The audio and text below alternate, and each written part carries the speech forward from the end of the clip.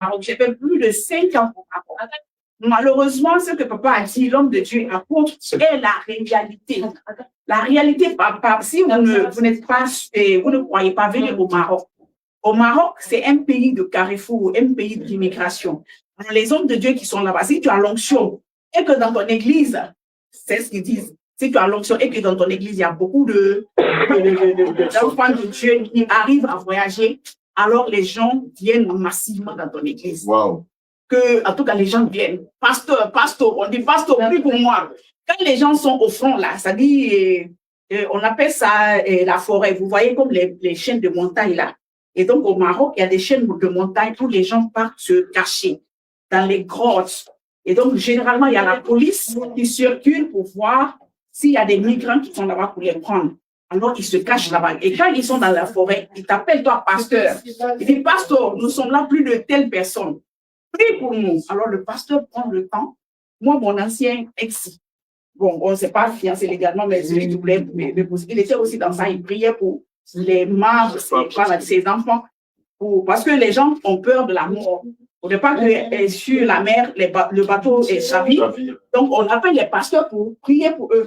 Mais pour que le pasteur les enseigne, cet évangile, l'évangile de la vérité, pour dire, faites les choses normalement, légalement. Ils ne le font pas. Et même s'ils le font, en tout cas, il y a quelque peu de personnes.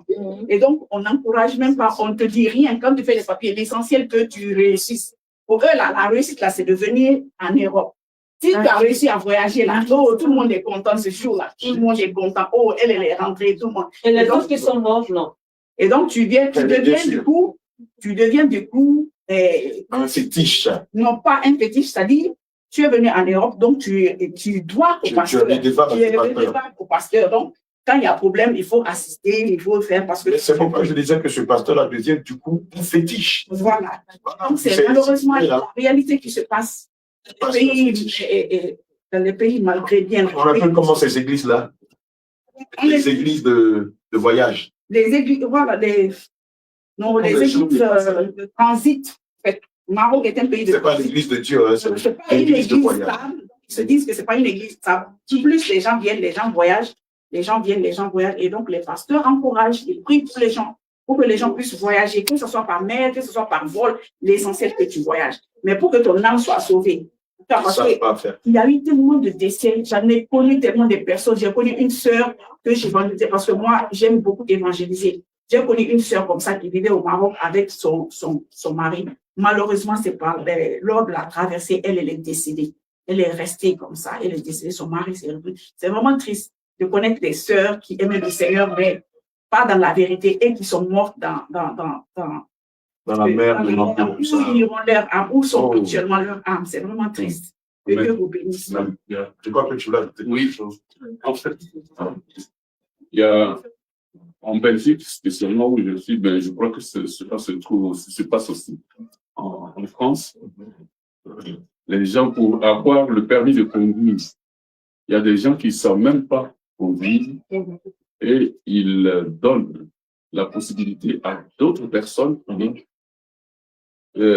qui le permis ne concerne même pas. Ils ont déjà leur permis. Ils payent quelqu'un et ils vont composer. Ils vont composer pour avoir le permis provisoire. Parce que si c'est eux-mêmes, ils ne vont jamais l'avoir. Donc, ils envoient, ils payent quelqu'un et la personne va composer et il faut avoir 32 points sur 40.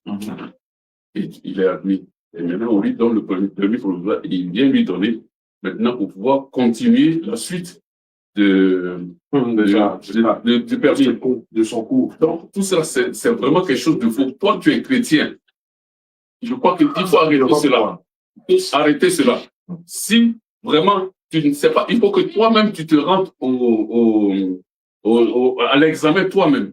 Au lieu de donner ta carte d'identité à quelqu'un et qu'il aille composer pour toi. Si vraiment tu es chrétien, que tu continues l'argent, tu ne verras jamais le ciel. C'est clair. Hein? Tu ne verras jamais Jésus. Voilà. Que Dieu vous bénisse. Alléluia. Oui, viens, maman Marie de Jésus. Shalom, Père de Dieu. Je veux témoigner parce que vraiment la prédication m'a vraiment touchée parce que moi aussi, j'étais dans les liens du mensonge. Quand je suis venue du pays, j'étais venue dans l'intention de venir en France. Mais c'est avéré que, comme je suis passée par l'Italie, et là-bas, tout le monde déclarait que, bon, il y avait la guerre en ce moment en Côte d'Ivoire, donc c'était le moyen pour avoir les documents. Donc, moi aussi, j'ai été dans ce mensonge, j'ai été déclarée à la police pour avoir l'asile, le titre de l'asile. J'ai été à la préfecture, déclaré que j'ai été en prison en Côte d'Ivoire, dans tous ces mensonges-là. Mais sauf que mon cœur, franchement, je n'étais pas habituée à mentir. Donc, quand j'ai fait cette déclaration, j'ai pleuré. Mais sauf que, bon, étant dedans, c'était compliqué après. Je savais qu'on n'allait pas me donner le titre de séjour parce que mon mensonge n'était pas, il fallait, même si tu mentais, le mensonge devrait être vraiment correct. Et quand je suis passée à la préfecture, la femme policière qui m'a auditionné, elle connaissait bien la Côte d'Ivoire. Et elle m'a même demandé, tu es sûre de ce que tu dis? Mais elle n'était pas convaincue de mon mensonge. Donc, bon, vraiment, c'est pas de gaieté de cœur que je lui dis. Ouais, ça m'a propre honte. Et après, quand je n'ai pas eu, j'ai persévéré dans ce mensonge parce que les gens m'encourageaient, parce qu'ils disaient que, ah, mais si tu vas en Côte d'Ivoire, tu ne pourras plus revenir en Europe et tout ça. Et donc, j'ai continué là-dedans. Je suis même allée au tribunal avec ce mensonge. C'est à ce qu'on me donne le titre d'asile. Oui. Mais par la grâce de Dieu, le Seigneur n'a pas permis que je reste, j'utilise ce titre. Je suis rentrée en France et j'ai obtenu le titre normal et j'ai laissé le titre périmé. J'ai demandé au Seigneur, Seigneur, permets que, quand je n'ai vu que c'est périmé, si je vais restituer, qu'on me dise que ça n'a plus de valeur. Et c'est ce qui a été, le Seigneur a permis qu'on me dise que j'ai été à la préfecture à Paris et ils m'ont dit non, votre titre n'a plus de valeur. Et donc, vous pouvez aller restituer en Italie. Quand j'ai été en Italie, je leur ai dit la même chose. Ils m'ont dit que non, c'est plus valable. Donc, je leur ai restitué leur titre de séjour. Soyez bénis. Et j'ai un deuxième témoignage cela concernant bon, ma sœur. En fait, quand elle était en Italie, elle était arrivée, elle était avec son mari. Elle est tombée enceinte et les Italiens ont voulu qu'elle avorte. Et elle ne voulait pas avorter. Donc, elle m'a demandé de l'aider à venir sur la France. Et bon, j'ai été dans le mensonge encore auprès de ses tuteurs. Elle a dit à ses tuteurs qu'elle venait chez moi alors qu'elle venait sur la France. Elle est venue en France, elle a eu son bébé. Mais sauf qu'en France, vu qu'elle n'avait pas de titre de séjour, elle est rentrée dans le mensonge encore, déclarer son fils sur le nom de son beau-frère, parce que c'est son beau-frère qui avait la nationalité ici. Son mari était encore en Italie. Et l'enfant aujourd'hui est déclaré sous le nom, bon, le père et son beau-frère.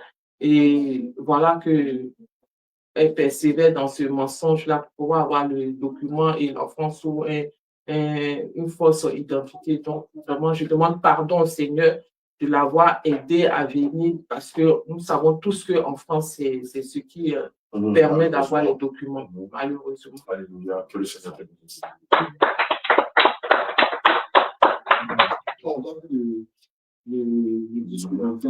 Donc, on a besoin de tout le monde.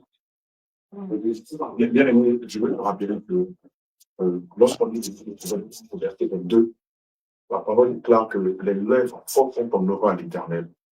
Si le Seigneur a permis que l'on vienne témoigner, c'est afin que toi aussi qui es concerné par ce style de vie, par la façon dont tu as acquis des documents, que tu te répandes sincèrement. Et s'il y a lieu de faire ta restitution, je t'en prie, fais-le. Alléluia, que le Seigneur te bénisse.